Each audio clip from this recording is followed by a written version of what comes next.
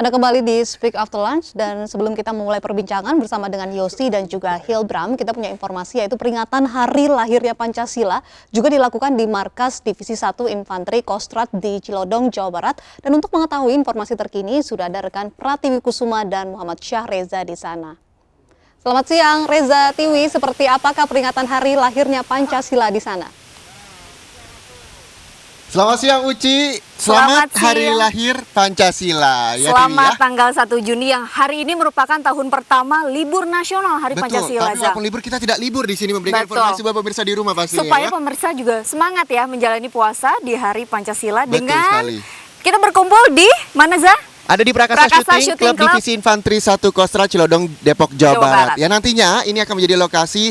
Kemarin Indonesia juga mendapatkan prestasi. Hari Minggu kemarin ada sebanyak 10 penembak jitu yang telah hadir di Cengkareng habis mengikuti perlombaan di ASAM Australia. 2017. Betul Apa sekali. itu ASAM, Reza? ASAM itu adalah Australian Army of Skill Arms at Meeting yang diselenggarakan sebanyak 20 negara di Australia dan Indonesia. Indonesia merupakan juara umum 10 kali berturut-turut sejak tahun 2008. Mengalahkan negara mana aja, Zah? Betul sekali. Indonesia ini mendapatkan 28 emas, 6 perak dan juga 5 perunggu. Mengalahkan tuan rumah yaitu Australia yang menempati posisi kedua, pemirsa. Dan juara tiganya adalah negara Jepang ya, Betul, dengan mendapatkan 1 medali emas. Betul, walaupun memang Indonesia ini menjadi negara yang cukup banyak pesaingnya, di mana ada Australia, ada Amerika Serikat, Prancis, United Prancis Kingdom juga betul. menjadi salah satu lawan yang terberat juga, Tiwi, katanya di sana. Dan yang nggak kalah menarik adalah satu hal, pemirsa, yaitu Kostrad kita TNI Angkatan Darat menggunakan karya anak bangsa yaitu PT Pindad. Oke,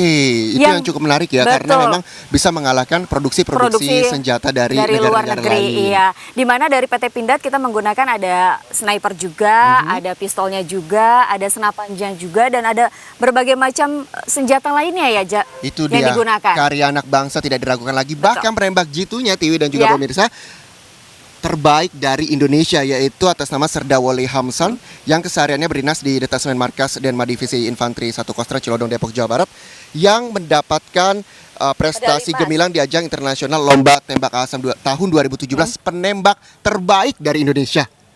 Wajib diapresiasi oleh Betul masyarakat sekali. Dan nanti kita juga akan Indonesia. latihan nembak ternyata, Tiwi. Tiwi kira-kira bisa nembak nggak? Kalau saya sih insya Allah bisa nembak aja. Kalau saya biasa ditembak, Zah. Biasa ditembak. Oke, kalau begitu nanti kira-kira seperti apa? Kita nanti, akan saksikan betul, jam 14 sampai jam 16 hanya di Special Report ya, Ja. Betul sekali. Jangan beranjak dari layar televisi Anja, tetap di iNews TV untuk menyaksikan kita berdua yang akan menembak di bulan puasa sambil ngabuburit. Bisa nggak ya? Nanti saksikan di Special Report. Sekali lagi saya ingatkan, pukul 14 waktu Indonesia Barat hingga pukul 16 waktu Indonesia Barat. Kini kita kembali ke studio. Silakan Uci.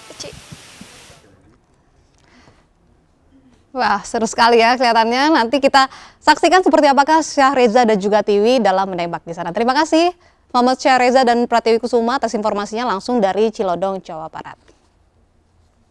Ya, Yosi dan Hilbram tadi tidak sempat terjawab. Kita jeda tadi.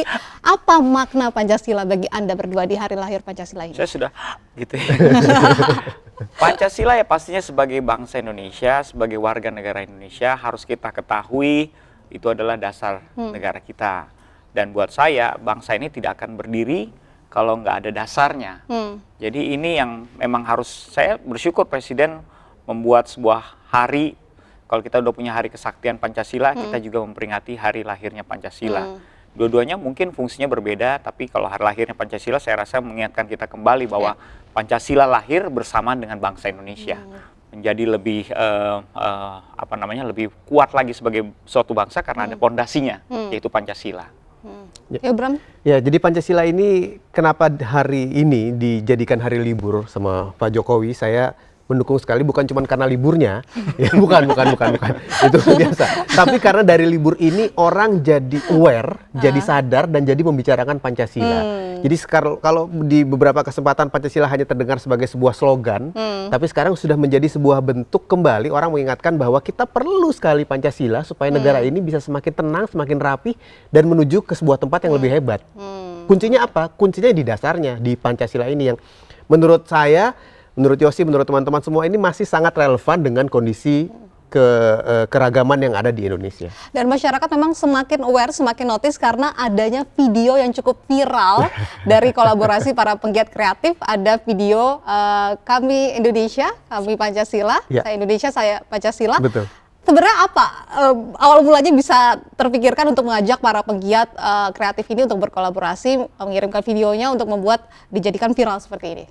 Jadi kita sepaham kayaknya bahwa mungkin ada sebuah isu yang mulai terlihat dengan jelas, yaitu radikalisme. Nah, ini kita pikir salah satu cara untuk menangkalnya adalah tentu saja dengan memberikan gambar kenusantaraan yang kuat, kebersamaan yang kuat, yaitu kita sama-sama masih bersedia berjuang, berkontribusi, memberikan gambar tersebut, menyatakan identitas kita secara bersama-sama. Nah, itu salah satu caranya ya tentu saja karena kita di generasi milenial sekarang bisa dengan mudah memanfaatkan sosial media, melibatkan semuanya secara bersama-sama, berarti kita harus ada istilahnya ada saling menghubungi satu sama lain. Ada saling mengingatkan dan ajakannya inilah. Jadi ada satu yang sudah memberikan contoh videonya kayak gini, yang lain tinggal ikut. Kan Yosi ini kan penggagasnya, sulit nggak sih ngajak teman-teman penggiat kreatif ini untuk ikut mengirimkan videonya gitu? Seharusnya sih kalau misalnya buktinya kan jadi kan videonya. Iya. Dan banyak kayak banyak. yang ngirimin videonya. Kalau kesulitannya hanya di timing kapan mereka sempet videoin diri mereka. Karena beda-beda, ada yang ditelepon lagi baru bangun tidur ya kan. Apalagi kan kalau perempuan kalau di video kan harus cantik ya kan? Mau nggak mau ya, apapun itu. Iya, belum pakai alis. Aku belum pakai alis. Kalau gitu. Hilbram sendiri kenapa? Karena sudah pakai alis waktu itu. Jadi Kenapa sampai mau ikutan gitu, mau ngirimin video? Saya Indonesia, saya Pancasila. Iya, sebenarnya secara pribadi ketika Yosi ngajak itu, saya langsung sadar bahwa ini adalah salah satu cara yang bisa saya lakukan untuk membuat orang semakin mengerti dan semakin peduli terhadap keberadaan Pancasila sekarang ini. Kembali lagi ke masalah awareness tadi, bahwa kita bukan cuman perlu Pancasila sebagai bunyi yang kita dengar, kata yang bagus, tapi Tidak hanya hafal selanjutnya apa? sila-silanya saja. Iya, hafal sila-silanya saja, bukan cuma itu, tapi bagaimana penerapan dari setiap sila dan butir-butir Pancasila itu dalam kehidupan sehari-hari. Millennials adalah target yang kami tuju, supaya mereka juga semakin peduli, Pancasila itu sebenarnya apa sih, kok rame banget diomongin orang-orang ini, kayak apa sih? Mereka juga udah nggak dapat PMP kan di Nah, itu sekolah. dia. Zaman kita sih ada. Penataran P4 juga nggak ada, Nggak ada, gitu ya. iya. Nah, sekarang mungkin mau akan diadakan lagi ya dengan adanya badan baru itu. Tapi kita harapkan juga dari sini mereka aware tuh, mereka penasaran kayak apa sih.